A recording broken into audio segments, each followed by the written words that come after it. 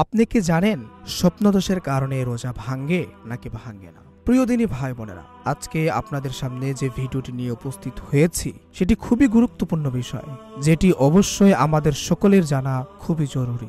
কেননা আমরা সকলেই রোজা রাখি এবং আমাদের মধ্যে যদি কারো এরকম বদ অভ্যাস থেকে থাকে তাহলে তার রোজা হবে কিনা বা রোজা ভেঙে গেলে কি করণীয়, তার কাফারা লাগবে কিনা, সেটা অবশ্যই আমাদের সকলের জানা জরুরি। তাই আসুন আজকের ভিডিওটি না টেনে একেবারে শেষ পর্যন্ত দেখতে থাকুন। প্রিয় দিনী ভাই বোনেরা, পবিত্র মাহে রমজানের এমন গুরুত্বপূর্ণ কিছু বিষয় রয়েছে যা আমাদের প্রত্যেক মুসলমান ভাই ও বোনদের জেনে রাখা আবশ্যক।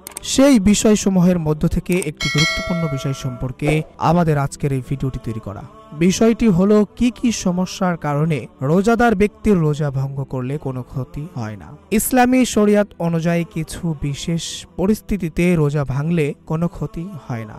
প্রিয় দর্শক, তাহলে আজকের এই গুরুত্বপূর্ণ ভিডিওটি একেবারে শেষ পর্যন্ত দেখতে থাকুন। তাহলে চলুন শুরু করা যাক। 1. রোজাদার ব্যক্তি যদি ভুলবশত কোনো কিছু খেয়ে ফেলে বা কোনো কিছু পান করে ফেলে তবে তার রোজা ভাঙবে না। তবে হ্যাঁ, মনে পড়ার সঙ্গে সঙ্গে খাওয়া বা পান করা থেকে বিরত থাকতে হবে। কেননা মনে পড়ার পরেও যদি কেউ পান করে তাহলে অবশ্যই তার রোজা ভেঙে যাবে, পুনরায় আবার কাজা রোজা আদায় করতে হবে। 2. রোজাদার ব্যক্তির যদি অনিচ্ছাকৃতভাবে বমি হয় তাহলে রোজা ভাঙবে না, কিন্তু যদি ইচ্ছাকৃতভাবে বমি করে তাহলে অবশ্যই রোজা ভেঙে যাবে। 3. স্বপ্নদোষের কারণে কি রোজা ভাঙে? হ্যাঁ, এটাই আমাদের মূল প্রশ্ন ছিল যে স্বপ্নদোষের কারণে কি রোজা ভাঙে না ভাঙে না। মূল কথা হচ্ছে স্বপ্নদোষের কারণে রোজা ভাঙে না। 4. মহিলাদের পিরিয়ড বা সন্তান প্রসবের পরবর্তী রক্তস্রাব হলে অবশ্যই রোজা ভাঙবে। 5 নম্বর, অসুস্থতার কারণে রোজা রাখতে অক্ষম হলে রোজা ভাঙলে কোনো অসুবিধা হবে না, তবে সুস্থ হলে সেই রোজা আবার পুনরায় কাজে আদায় করে নিতে হবে। 6. কেউ যদি শরিয়াত সম্মত অনুযায়ী দূরত্বের 48 মাইল অথবা 78 কিলোমিটার বেশি ভ্রমণ করে তাহলে সে রোজা না রাখার অনুমতি পায়, তবে হ্যাঁ, পরবর্তীতে এই রোজা আবার পুনরায় রাখতে হবে। 7. গর্ভবতী বা স্তনদানকারী মা।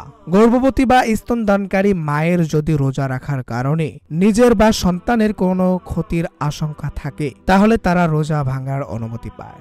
আর অসহনীয় ক্ষুধা, যদি কেউ এমন তৃষ্ণা বা ক্ষুধার সম্মুখীন হন যা তার জীবনকে বিপন্ন করতে পারে তবে তার জন্য রোজা ভাঙার অনুমতি রয়েছে। তবে হ্যাঁ, এই পরিস্থিতিতে রোজা ভাঙলেও পরবর্তীতে আবার রোজা কাজা আদায় করে নিতে হবে। প্রিয় দিনী ভাই বোনেরা, আমরা আজকে জানলাম খুবই গুরুত্বপূর্ণ কিছু বিষয়। দেখা হবে ইনশাআল্লাহ অন্য কোনো ভিডিওতে। সেই পর্যন্ত আল্লাহ হাফেজ। আর পরবর্তী ভিডিও আপনি কি সম্পর্কে দেখতে চান তা অবশ্যই কমেন্ট বক্সে কমেন্ট করে জানাবেন।